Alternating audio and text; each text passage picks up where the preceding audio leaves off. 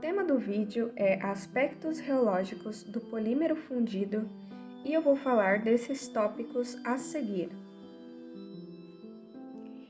O que é reologia? A reologia é, por definição, a ciência da deformação e fluxo da matéria. Esse fluxo de matéria pode ser submetido a tensões sob determinadas condições termodinâmicas em um intervalo de tempo. O comportamento reológico envolve fenômenos diferentes, que podem estar relacionados a diferentes mecanismos moleculares, e é no estudo da reologia que fala-se bastante de propriedades como elasticidade, viscosidade e plasticidade. Elasticidade é a capacidade de deformação reversível pela ação de uma força externa ou contato. Plasticidade é a capacidade de deformação irreversível pela ação de uma força externa ou contato. Ocorre após atingir o chamado limite de escoamento. Fluxo é o deslocamento irrecuperável de umas moléculas de uma dada substância em relação às outras, sob a ação de uma tensão externa. Imaginemos um fluido escoando através de um tubo capilar. Esse fluido pode ser uma substância de baixo peso molecular, um polímero no estado fundido ou uma solução de polímero. Se imaginarmos esse mesmo fluido dividido em camadas concêntricas, é fácil visualizar que essas camadas que constituem o fluido movem-se em velocidades diferentes. Ou seja, o que eu quero dizer com tudo isso é que a velocidade no interior do tubo é bem maior do que aquela próxima à parede do tubo, devido ao atrito entre o fluido e a parede. Na direção perpendicular ao fluxo, tem-se um gradiente de velocidade. Durante o escoamento, as moléculas que estão a diferentes velocidades colidem entre si, gerando uma troca de momento entre as camadas de fluxo, um fenômeno que causa fricção interna, dificultando o escoamento. Quando falamos de polímeros, a fricção interna e, portanto, a resistência ao escoamento é maior devido ao tamanho das cadeias e o enovelamento entre elas. Essa resistência ao escoamento, causada pela fricção interna, chama-se viscosidade, e a unidade de medida para a viscosidade geralmente é dada em kg por metro segundo ou pascal segundo. A viscosidade ou resistência ao escoamento pode ou não depender da tensão aplicada, ou seja, a tensão de cisalhamento e a velocidade de cisalhamento. Se a viscosidade varia com a velocidade e tensão de cisalhamento, o fluido tem um comportamento não newtoniano. E se a viscosidade independe das condições de deformação, o fluido é newtoniano. Então, por exemplo, os fluidos newtonianos abrangem todos os gases e líquidos não poliméricos e homogêneos, como o ar, a água, leite, metais fundidos e óleos vegetais. Os fluidos não newtonianos ainda podem ser classificados em viscoelásticos, dependentes e independentes de tempo. Um polímero amorfo pode se comportar como um vidro em temperaturas baixas e como um sólido com as características de uma borracha em temperaturas intermediárias, ou seja, acima da temperatura de transição vítrea, e como um líquido viscoso conforme a temperatura é aumentada ainda mais. Sob deformações relativamente pequenas, o comportamento mecânico em baixas temperaturas pode ser elástico, isto é, de acordo com a lei de Hooke. Em temperaturas mais altas prevalece um comportamento viscoso ou semelhante ao de um líquido. Em temperaturas intermediárias, o polímero é um sólido com características de borracha, exibindo características mecânicas que são uma combinação desses dois extremos. Essa condição é chamada de viscoelasticidade. Os viscoelásticos são fluidos que possuem características de líquidos viscosos com propriedades elásticas e de sólidos com propriedades viscosas, ou seja, possuem propriedades elásticas e viscosas acopladas. Essas substâncias, quando submetidas à tensão de cisalhamento, sofrem uma deformação, e quando essa cessa, ocorre uma certa recuperação da deformação sofrida, ou seja, um comportamento elástico. Um modelo que descreve esse tipo de comportamento é o modelo de Maxwell. A deformação elástica é instantânea. Isso significa que a deformação total ocorre no instante em que a tensão é liberada ou aplicada. Além disso, com a liberação das tensões externas, a deformação é totalmente recuperada. A amostra assume suas dimensões originais. Em contraste, para um comportamento totalmente viscoso, a deformação não é instantânea, isto é, em resposta à aplicação de uma tensão, a deformação é retardada ou dependente do tempo. Além disso, essa deformação não é reversível ou completamente recuperada após a tensão ter sido liberada. Para o comportamento viscoelástico intermediário, a imposição de uma tensão resulta em uma deformação elástica instantânea, que é seguida por uma deformação viscosa, dependente do tempo, e constitui uma forma de anelasticidade. Um exemplo familiar desses extremos viscoelásticos é encontrado em um polímero de silicone vendido como uma novidade conhecido nos Estados Unidos como Siliputty.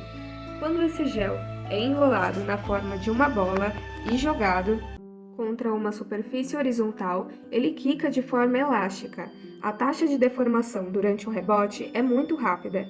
Por outro lado, quando ele é tracionado com a aplicação de uma tensão gradual e crescente, o material se alonga ou escoa como se fosse um líquido altamente viscoso. Esse tipo de material nos ajuda a enxergar um conceito muito importante na reologia, de que tudo flui, só é necessário esperar tempo suficiente, conceito que pode ser visualizado pelo número de Deborah. Para esse e outros materiais viscoelásticos, a taxa de deformação determina-se a deformação é elástica ou viscosa. Todos esses comportamentos conseguimos observar nessa figura. Podemos visualizar um polímero no estado fundido como um conjunto de macromoléculas, cada uma com um peso molecular e tamanho diferente, com conformação aleatória, movimentando-se como um réptil, com partes dela vibrando e formando nós, ou enovelando-se a outras moléculas. Em vez de imaginarmos as cadeias como macarrões, imaginemos elas como várias cobras se mexendo em uma tigela. A intensidade de duração dos nós temporários entre as moléculas determina um tempo de relaxação do material polimérico, depois de aplicar uma tensão ou deformação, pois as macromoléculas irão sempre tentar voltar ao seu estado de equilíbrio e sempre tentarão adquirir conformações aleatórias. Quando uma tensão é aplicada a um fluido constituído por macromoléculas, as cadeias poliméricas esticam-se de forma a se orientar no fluxo, mas essa orientação é perturbada pela mobilidade térmica das cadeias, pois quanto maior for a mobilidade térmica, maior será o número de colisões entre as cadeias e maior será a viscosidade. Quando se aumenta muito a tensão de cisalhamento, a conformação das cadeias atinge um máximo de orientação e a viscosidade o seu mínimo, não sendo mais influenciada pela tensão de cisalhamento. A viscosidade em um polímero depende de vários fatores, como o peso molecular do polímero, tensão e velocidade de cisalhamento, temperatura e natureza do solvente. Agora eu vou falar um pouco sobre o efeito de solvente na viscosidade de soluções diluídas de polímeros. Nós podemos ter valores de viscosidade relativa, específica, reduzida e inerente, e todos esses valores variam com a concentração da solução. A viscosidade intrínseca depende da natureza do solvente. Isso ocorre porque o novelo polimérico sofre expansão maior ou menor dependendo das interações polímero-solvente. Quanto maior for a afinidade entre polímero e solvente, maior será o volume efetivo do novelo polimérico em solução. Um bom solvente irá expandir as cadeias poliméricas, um mau solvente irá manter as cadeias encolhidas, oferecendo menos resistência hidrodinâmica, ou seja, menor viscosidade. Mas o solvente ideal irá manter as dimensões da cadeia, só irá separá-las. Essa sou eu no vídeo, tentando manipular um tipo de silicone líquido para fazer um experimento na minha iniciação científica. E é nítido as dificuldades da sua manipulação devido à sua viscosidade. Com a adição de um solvente ideal na medida certa, iria facilitar o processo. Para a escolha do solvente ideal, é preciso compararmos o coeficiente de solubilidade e a diferença entre o coeficiente do solvente e do polímero deve ser de aproximadamente 1,7. Fora isso, outras interações moleculares devem ser levadas em conta, como a polaridade e átomos heterogêneos na cadeia polimérica. Para fazermos análises reológicas, para observar a elasticidade, por exemplo, ou escoamento ou viscosidade, usa-se o reômetro. A diferença entre um reômetro e um viscosímetro é que os reômetros podem analisar fluidos não newtonianos, cobrindo uma maior variedade de condições, enquanto o viscosímetro é limitado a algumas condições. As principais aplicações do reômetro passam pela indústria de polímeros, no tratamento de viscoelásticos e em diversas avaliações voltadas para a produção acadêmica ou comercial. O instrumento pode simular as condições e incluir variáveis conforme o tempo e a necessidade de cada amostra, para mensurar o comportamento do fluxo dos materiais plásticos, etapa importante para a padronização e atendimento dos diversos parâmetros de qualidade esperados de tais produtos. A análise utilizando o reômetro pode verificar o inchamento do material, possíveis fraturas e a tensão provocada pelo seu estiramento. Tudo isso permite que a indústria trabalhe com materiais seguros e assim elabore produtos com toda a qualidade necessária para atender o mercado brasileiro e também internacional. Vale ressaltar que existem diversos tipos de reômetro, então cabe uma melhor investigação sobre qual é o mais adequado para as necessidades de trabalho. E para finalizarmos esse vídeo, por que então a reologia é tão importante? Esses conceitos da reologia nos ajudam a manter um controle de qualidade na indústria, assim como adequar processos industriais às condições reológicas dos respectivos fluxos. Essa ciência nos ajuda a perceber quais mudanças ocorreram na morfologia do material, nos ajudam a caracterizar esse material e estudá-lo. E também nos permite prever o comportamento desses fluidos. Espero que vocês tenham gostado do conteúdo. Obrigada!